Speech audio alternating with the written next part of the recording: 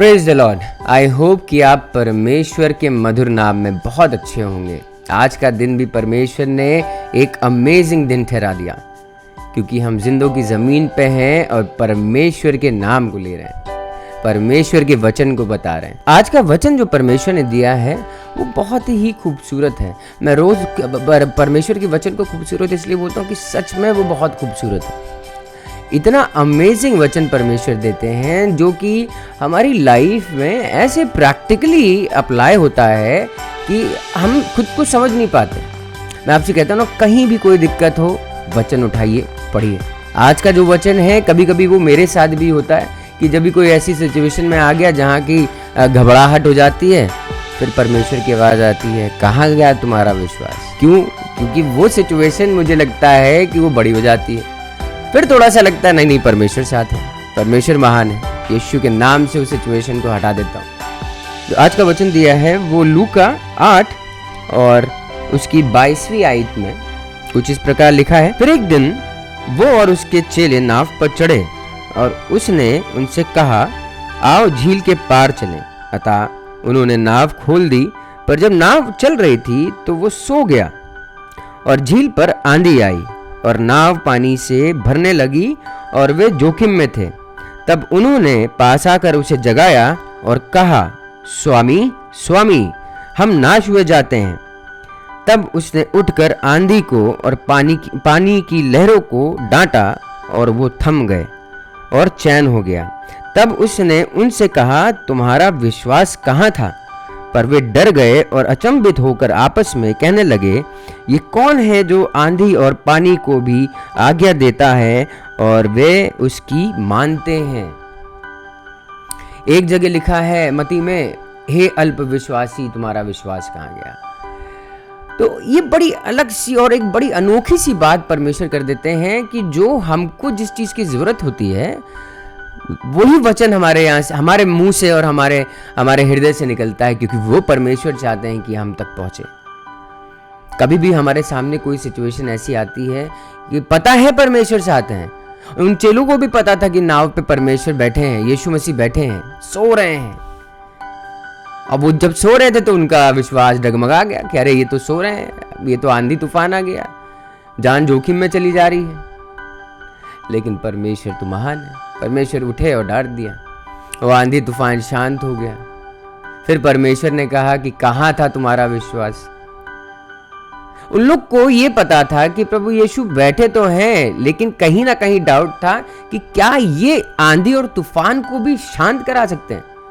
तभी शांत आखिरी में जब कहने लगे अचंभित होके कि ये कौन है जो आंधी और तूफान को भी डांट देता है, और वो शांत हो जाते हैं। यही तो सिचुएशन हमारे लाइफ में भी है। हमारी लाइफ में ऐसे ही तूफान आते हैं, ऐसे ही आंधी आती है, हमारी भी नाव ऐसी डगमगा जाती है।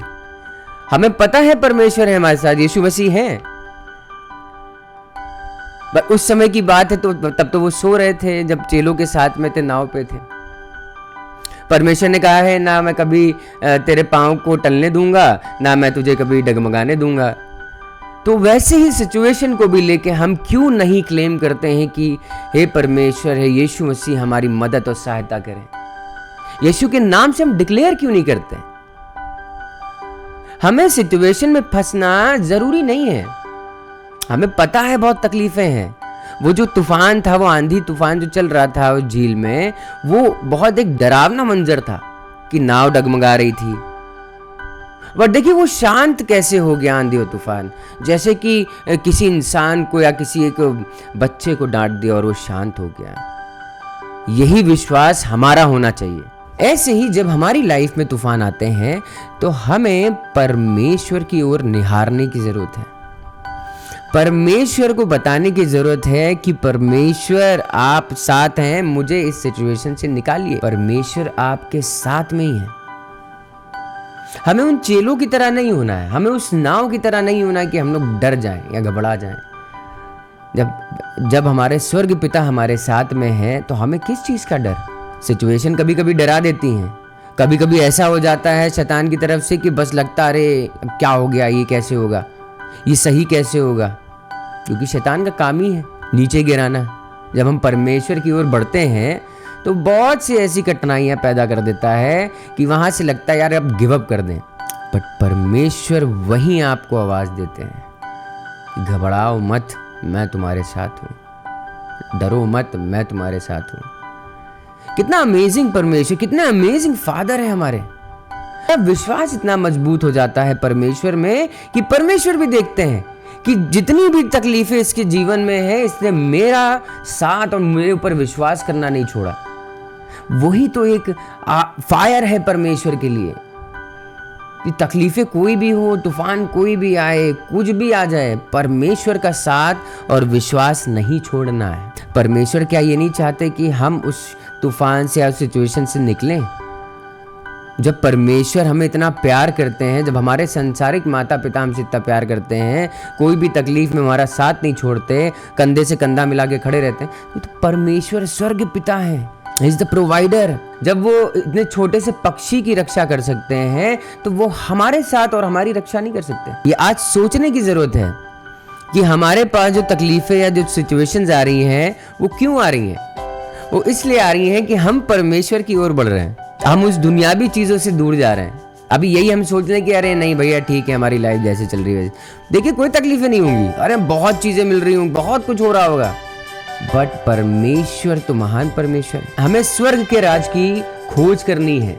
तो जो हमारी डिमांड्स हैं परमेश्वर से, जो हमारी ज़रूरतें हैं, जो हमको चीज़ें चाहिए, जो यूज़फुल चीज़ें, वो परमेश्वर तो ऐसे दे देंगे, क्योंकि परमेश्वर महान है। परमेश्वर ने कहा ना, चक्कर देखो मैं कितना भला हूँ। तो एक बार चखने की ज़रूरत है, कितने अमेजिंग परमेश्वर हैं। हम सबको इस समय ये ज़रूरत है कि हम परमेश्वर की नज़दीकी में और वचन की नज़दीकी में आए। बाइबल को उठा के पढ़ें कि वचन में क्या लिखा है, परमेश्वर हमसे क्या कहना चाहते हैं। समय नज़दीक है, परमेश्वर का आगमन कभी भी हो सकता है। क्या हम और आप रेडी हैं परमेश्वर के साथ जाने के लिए? सोचिएगा और प्रार्थना करिएगा कि परमेश्वर आपको इसका जवाब दे। God bless you.